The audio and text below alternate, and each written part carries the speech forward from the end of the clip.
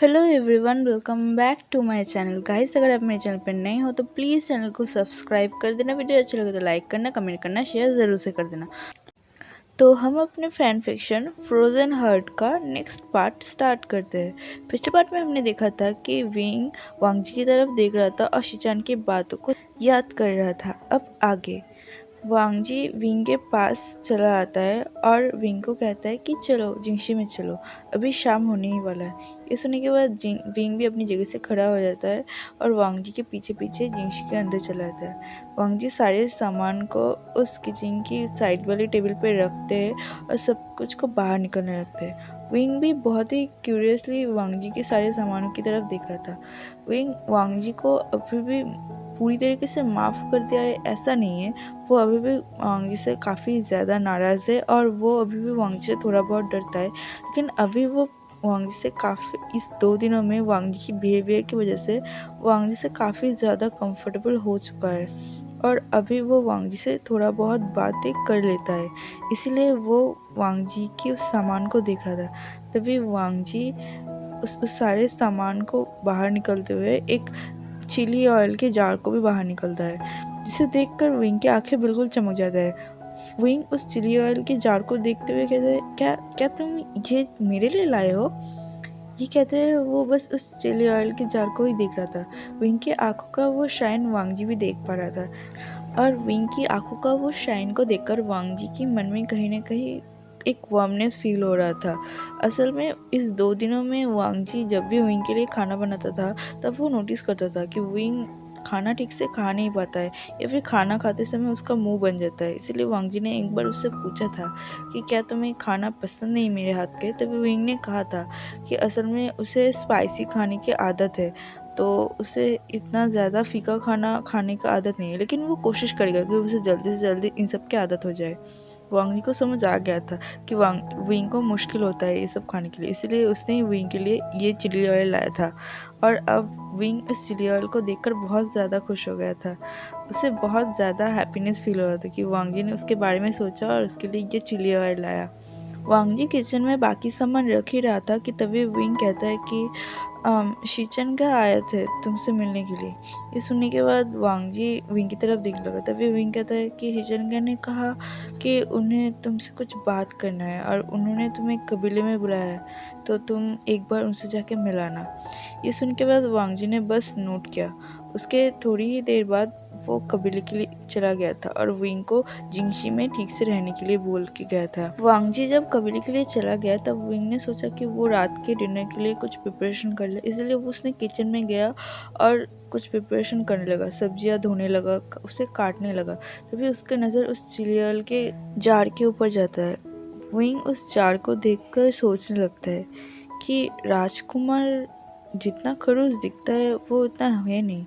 राजकुमार इस 2 दिनों में विंग के बहुत अच्छे से ख्याल रख रहा है और वो विंग को क्या पसंद है क्या नहीं पसंद है ये सब जानने की कोशिश कर रहा है। विंग से थोड़ा बहुत बातें भी कर रहा है। काई वांगजी ज़्यादा बातें नहीं करता है, लेकिन पहले की 5 मंथ के अलावा जैसा नहीं है। उस 5 मंथ से बहुत ही अलग बिहेव कर रहा है वांगजी। विंग को थोड़ा अच्छा तो लग रहा है लेकिन उसे अजीब भी लग रहा है और उसे शीचनगा की बात भी याद आ रहा है कि शीचनगा कह रहा था कि वांगजी को जैसा वो सोचता है वांगजी ऐसा नहीं है। उसने इस 2 दिनों में ये भी नोटिस किया है कि राजकुमार को थोड़ा जल्दी गुस्सा आ जाता है। विंग अपने मन में ही सोचता है क्या राजकुमार को कोई एंगर इश्यूज है, लेकिन वो फिर से अपने मन को समझाते हुए कहता है कि नहीं नहीं, लानकाबिले के लोग तो कितने ज़्यादा शांत होते हैं ना, उनको एंगर इश्यूज कैसे हो सकते हैं? लानकाबिले के किसी भी इंसान के अंदर ऐसा कुछ नहीं है, तो फिर वांगजी के अंदर क्यों ऐसा होगा? ऐसा सोचते वो अपने दिमाग को खाली करता है और डिनर की प्रिपरेशन करना शुरू कर देता है।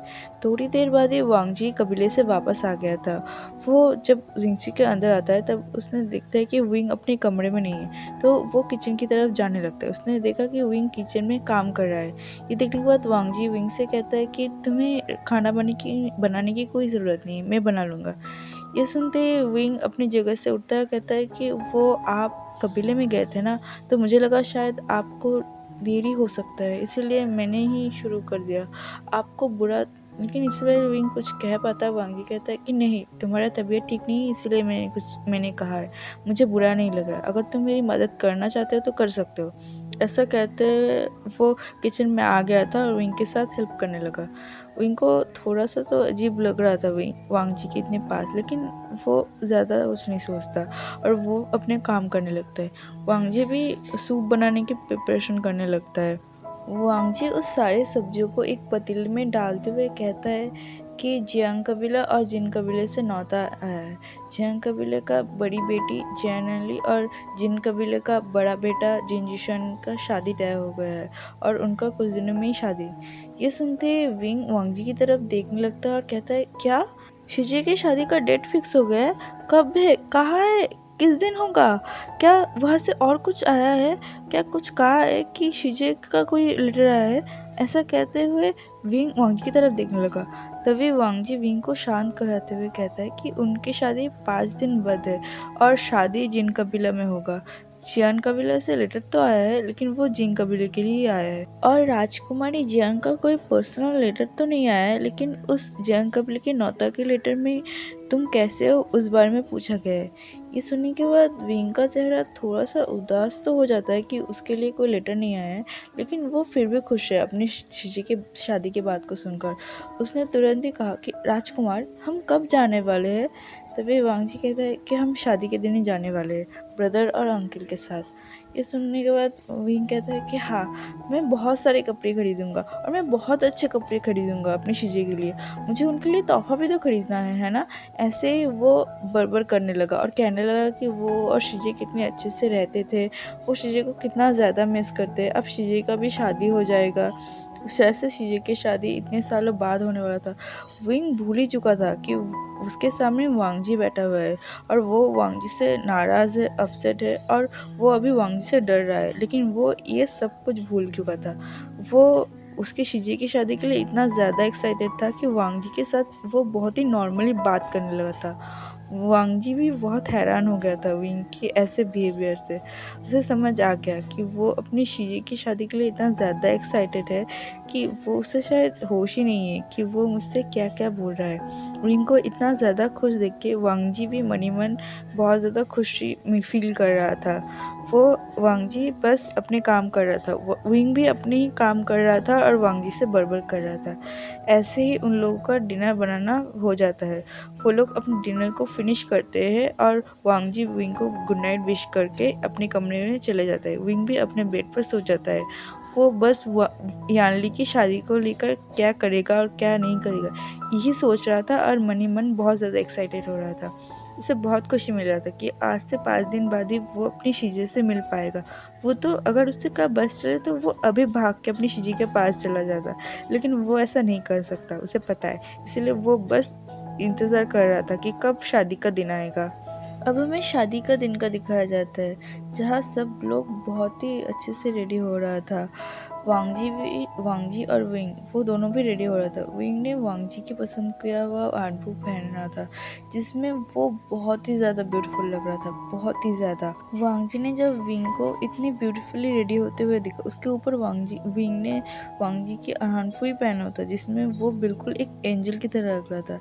जिसे देखने के बाद वांग जी विंग के ऊपर से अपनी नज़र को हटा ही नहीं पा रहा था। वो वांग जी को विंग इतना ज़्यादा ब्यूटीफुल लग रहा था कि उसका मन कर रहा था कि अभी वो विंग को के पास जाए और उसे हक कर ले और उसके अपनी जी भर से प्यार करे, लेकिन वो अभी कोई भी सिली हरकत नहीं कर सकता था। इसीलिए वो बस विंग को देख रहा था। विंग ने भी वांग जी की तरफ देखा। वांग जी एज यूजल अपने लैंड रोव में था। विंग को पता है, लेकिन इस लैंड रोव में भी वांग जी बहुत ही ज़्यादा ब्यूटीफुल लगता है, बहुत ही ज़्यादा, बिल्कुल एक मून गॉड की तरह। विंग ने वांग जी की तरफ देखा और एक छोटा सा स्माइल किया, फिर अपनी हाथ में 2 पिन को दिखाते हुए कहा कि मैं इसमें से कौन सा वाला पिन पहनूं। वांग जी विंग की आवाज़ सुनने के बाद एकाएक अपने होश में आता है और उस पिन की तरफ देखने लगता है। उसके बाद उसने एक पिन की तरफ इशारा किया, जो पिन एक वाइट एंड ब्लू का कॉम्बिनेशन था। वो पिन बहुत ही ज़्यादा खूबसूरत था और उसमें क्लाउड पैटर्न बना हुआ था और उसमें छोटा छोटा मोतियों की तरह टसल भी झूल रहा था, जो हेयर पिन बहुत ही ज़्यादा खूबसूरत लग रहा था। वांग जी ने उस हेयर पिन की तरफ इशारा किया। विंग ने उस हेयर पिन को अपने बन में टाई कर लिया। विंग बहुत ही ज़्यादा खूबसूरत लग रहा था उस हेयर पिन में। वांग जी तो विंग से अपनी नज़रें हटा ही नहीं पा रहा था। फिर विंग ऑकवर्डली वांग जी की तरफ देखते हुए कहता है कि हमें शायद अभी जाना चाहिए, नहीं तो हम लेट हो जाएंगे। ये सुन के बाद वांग जी ने बस अपने सिर को नोट किया और अपने बिचन को लेकर प्रिंसी से निकल गए। वो दोनों ही कबीले की तरफ आ रहे थे। तभी उसने देखा कि लान शिचन, लान कुरन और उनके साथ ही वेंचिंग खड़ी हुई थी, जिसके हाथ में लिटिल जिंगी था। विंग वेंचिंग के पास जाता है और जिलिंग को देखकर उसे प्यार करने लगता है। जिलिंग भी विंग को देखकर बहुत ज़्यादा खुश हो गया था। वो विंग के बालों को पकड़ता है और उसे अपनी तरफ करने की कोशिश करता है। विंग भी जिलिंग की फोrehead पर किस करता है और उसके साथ खेलने लगता है। तो वेंचिंग विंग से कहता है कि तुम बहुत ज़्यादा खूबसूरत लग रहे हो। मुझे लगता है वांग जी को तुम्हें हमेशा अपने साथ ही रखना होगा। ये कहते हुए वो विंग के शोल्डर पर धीरे से हिट करता है। वेंचिंग की इन सब बातों पर भी विंग बिल्कुल चुप ही खड़ा रहता है और वेंचिंग की बातों का कोई भी जवाब नहीं देता। वेंचिंग को थोड़ा सा अजीब लगता है, इसलिए वो विंग के कानों में धीरे से कहता है, तुम ठीक तो हो ना? ये सुनते ही विंग वेंचिंग की तरफ देखकर एक ऑकवर्डली स्माइल करता है और वेंचिंग की दिमाग को डाइवर्ट करने की वजह से कहता है कि तुमने अपने बालों को क्या बना दिया है? तुम्हारी ऐसे हेयर स्टाइल देख के मेरी लिटिल जिंगी डर जाएगा। ऐसा कहते हुए वो जिंगी को अपनी तरफ छुपाने लगता है। विंग को ये सुन के बहुत ज़्यादा गुस्सा हो जाता है। वो विंग के ऊपर चिल्लाकर कहता है कि वी भूषण, तुम्हें पता है मैंने कितनी मेहनत की अपने बालों के ऊपर? 1 घंटा से मैंने अपने बालों को रेडी किया है। मेरे बाल बहुत अच्छे लग रहे हैं। तुम मुझसे टीज करना बंद करो। ऐसा कहते हुए वो अपने बालों को ठीक करने लगी। ये सुनते ही विंग ने स्माइल किया और कहा, अच्छा ठीक है, तुम जेबजुन से ही पूछ लो कि तुम्हारे बाल कैसे लग रहे हैं। विंग की बात सुनते ही वेंचिंग तुरंत ही जेबजुन की तरफ देखता है, कहता है कि बताइए ना, मेरे बाल ठीक तो लग रहे हैं ना? ये सुनते ही शिचनगा थोड़ा सा स्माइल करते हैं और कहते हैं कि तुम्हारे बाल ठीक ही लग रहे हैं। वेंचिंग के बाल थोड़ा सा अलग तो लग रहा है, लेकिन सुंदर लग रहा था। विंग तो बस वेंचिंग को टीज करने के लिए ये सब बोल रहा था। तो वेंचिंग विंग की तरफ देखते हुए कहता है कि मेरे बाल ठीक ही लग रहे हैं, तुम ही ओमेगा की तरह रेडी नहीं होते, इसलिए तुम्हें नहीं पता कि ओमेगास के बाल कैसे बनाना चाहिए। ऐसा कहते हुए वो टेढ़ी नज़र से विंग की तरफ देखने लगा। विंग बस वेंचिंग को अपना टंग दिखा देता है, कहता है मेरे बाल वैसे ही खूबसूरत है, मुझे ऐसे डिज़ाइन बनने की कोई ज़रूरत नहीं। ऐसा कहते हुए वो सामने की तरफ बढ़ने लगा। लांच किरण भी कहते हैं कि हमें अभी जाना चाहिए, चलो सब। ऐसा कहते हुए वो लोग मेन गेट की तरफ जाने लगे। मेन गेट में बहुत सारे कैरेज थे। वेंचिंग और शिचनगा एक कैरेज में बैठ गए और लानजिंगी को भी अपने साथ ले लिए। विंग, वांगजी और लानकुरान ये तीनों एक कैद में बैठे थे। फिर जिन कबीले की तरफ रवाना दे देते हैं। अब हमें जिन कबीले का सीन दिखाया जाता है, जहाँ हर तरफ लाल कपड़े से, कैंडल से, फूलों से सजाया गया है। बहुत ही ब्यूटीफुली सजाया गया है। वैसे भी जिन कबीला हमेशा शॉप करने में सबसे आगे होता है और ऊपर से उनके बड़े बेटे का शादी है आज। लान कबीला को छोड़कर सारे कबीला जिन कबीले के दरबार में पहुंच चुके थे। जंग कबीला एक दिन पहले ही पहुंच चुके थे, क्योंकि उनकी बेटी की शादी है ना, इसलिए। तभी हमें जिन कबीले के बाहर का मेन गेट का सीन दिखाया जाता है, जहां लान कबीला भी पहुंच चुका था। सब लोग एक साथ अंदर की तरफ आ रहे थे। जिन गोंगिया और जिन गोंगशन ये दोनों ने जब सुना कि लान कबीले के लोग आ चुके हैं, तो ये दोनों भी बाहर उनको लेने के लिए आ गए थे। लांचरन उन सबको बो करते हैं और सब लोग सबको प्रणाम करके अंदर की तरफ ले आने लगते हैं। वहाँ के आसपास के दास दासियाँ भी उन लोगों के ऊपर फ्लावर्स और सुगंधित छिड़क रहे थे। वो लोग जब अंदर आए तब उसने देखा कि जिन यूशन स्टेज पे खड़ा हुआ है और यानली अभी तक नहीं आई है। ये देखकर विंग ने जिन गोंगशन से पूछा कि उसकी चीज़ें कहाँ है। ये सुनते ही जिन गोंगशन एक दासी को अपनी तरफ आने का इशारा करता है। वो दासी भी जिन गोंगशन के पास आता है। तभी जिन गोंगशन बताता है कि विंग को उसकी चीज़ें के पास, मतलब जी राजकुमारी यानली के पास ले जाया जाए। वो दासी भी नोट करता है। तभी विंग और उसके साथ वेंचिंग भी विंग के साथ ही जाता है। वो दोनों यानली के रूम में पहुंचता है, देखते हैं कि यानली रेडी हो रहा है। ये देखकर विंग बहुत ज़्यादा इमोशनल हो जाता है। वो भाग के अपनी शीजी के पास जाता है और अपनी शीजी को हक कर लेता है। यानली भी विंग को इतने दिन बाद देखकर बहुत ज़्यादा इमोशनल हो गया था। उसने भी विंग को गले लगा दिया और कहा, क्या तुम हमारे क्लैन नहीं आओगे? मैं तुम्हें पता है मैं कब से तुम्हारे लिए इंतज़ार कर रहा था। ये सुनने के बाद विंग कहता है कि मुझे समय नहीं मिला चीज़ें, लेकिन मैं बहुत जल्द आऊँगा। और देखो ना, इसलिए मैं यहाँ पे आ गई आपसे मिलने। आपको पता है मैंने आपको बहुत मिस किया। ये सुनते ही यानली विंग के बालों पर अपना हाथ फेरता है, कहता है मैंने भी तुम्हें बहुत मिस किया। सच में मुझे यकीन ही नहीं हो रहा है कि मेरा छोटा सा आशियान अब मुझसे इतना दूर हो गया कि मैं उसे रोज़ देख भी नहीं सकता हूँ। ऐसा कहते उसने विंग के गाल को पकड़ा और कहा, तुम ठीक तो हो ना? वहाँ पे सब लोग अच्छे तो है ना? वहाँ पे तुम ठीक से रह तो रहे हो ना? तुम कितने ज़्यादा दुबले पतले लग रहे हो, क्या तुम ठीक से खाना नहीं खा रहे हो? ऐसा कहते वो विंग के गालों को सहलाने लगी। तभी विंग ने अपने सर को नामी नोट करते हुए कहा कि नहीं शिजे, मैं बिल्कुल ठीक हूँ। आप बताइए आप कैसे हैं? आप ठीक तो है ना?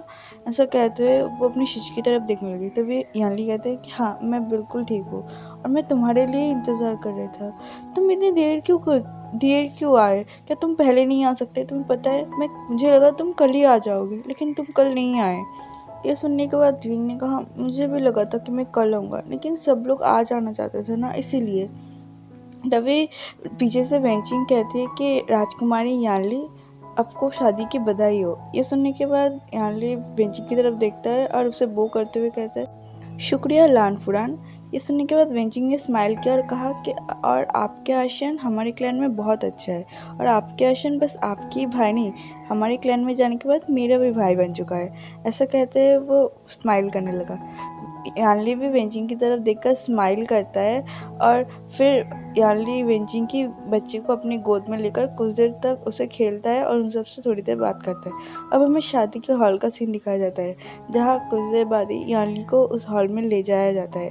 विंग भी यानली के साथ साथ ही आ गया था। वो सामने ही वेंचिंग के साथ खड़ा हो जाता है। तभी वेंचिंग कहता है कि तुम थोड़ी देर रुको, मैं शिचैन से कुछ बात करके आता हूँ। ये सुनने के बाद विंग ने बस अपने सर को हाँ में नोट कर दिया। तभी वेंचिंग वहाँ से चला गया शिचन के पास। विंग बस अपनी शिजी की तरफ देख रहा था। उसके आंखों में अभी आंसू था। वो देख रहा था कि उसके शिजी की आज शादी है। वो बहुत ज़्यादा खुश था। तभी उसने सुना कि कोई पीछे से उसका नाम ले रहा है। उसने जब पीछे मुड़ के देखा तो देखा एक पर्सन उसके पीछे खड़ा हुआ है। वो पर्सन जब से विंग इस जन महल में आया है तब से विंग को नोटिस कर रहा है। वो बस विंग को खाली देखना चाहता था और विंग से बात करना चाहता था। और जब उसने देखा कि विंग अभी खाली है, कोई भी विंग के आसपास नहीं है, तो उसने विंग का नाम लिया, विभूषण। विंग भी उस पर्सन की तरफ ही देख रहा था। तो चलिए एवरीवन, मैं इस पार्ट को यही रोकती हूँ। आई होप आपको ये फैन फिक्शन अच्छा लग रहा है तो प्लीज़ लाइक करना, कमेंट के थ्रू मुझे ज़रूर बताना कि आपको ये फैन फिक्शन कैसा लग रहा है। तो मिलते हैं नेक्स्ट पार्ट में, तब तक के लिए बाय बाय।